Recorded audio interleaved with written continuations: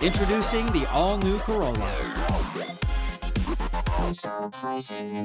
Do you solemnly swear? The defense rested its case today in Chad DeSoto's murder trial with their final witness, forensic psychiatrist Dr. Martin Blinder, the third psychiatrist to testify in the high-profile case.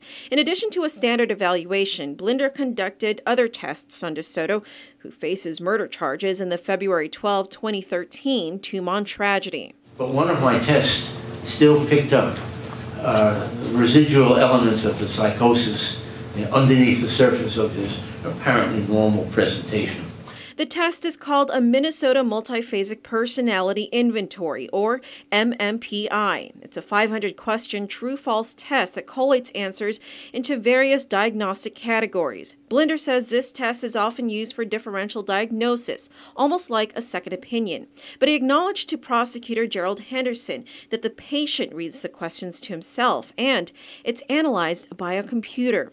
There's also a second test administered to DeSoto by former DOC psychiatrist Dr. Andrea Lighthouser called a Millen Clinical Multi-Axle Inventory 3. This test is similar to the MMPI, but only asks 175 questions. Both tests identified the severity of this man's depressive disorder, but only the MMPI was able to pick up a residue of the psychotic component.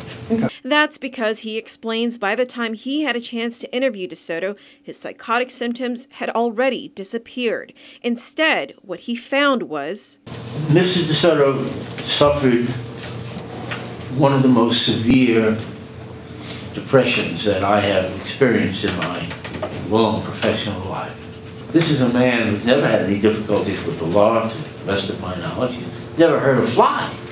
And all of a sudden to have these thoughts that people must die, and that somehow he has to play a part in that. What was your conclusion with respect to Chad DeSoto and the insanity issue?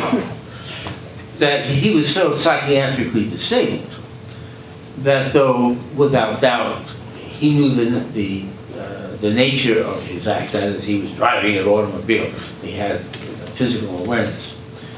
But the quality and the wrongfulness of what he was going to do with that automobile, his motivations, these were so contaminated by his psychotic thinking as to fail that test. But from a purely clinical perspective, there is no possible alternative explanation that I could come up with to explain why he did what he did. When defense attorney Eric Miller asked to compare his findings with that of Dr. Michael Kim, who testified on Monday, and Dr. Karen Fukutake, who took the stand yesterday, Blinder explained that he disagreed with Kim's findings because Kim failed to differentiate the man who committed the attacks to, a month later, the man no longer under a psychotic spell. As for Dr. Fukutake's evaluation, we both agreed that he was not only out in left field, but not within shouting distance of the ballpark, that he was psychotic. But she thought perhaps he might be schizophrenic. She didn't specify because she wasn't certain. She thought there might be another psychotic explanation. I went the next step. I decided this guy is not schizophrenic. Janella Carrera, PNC News.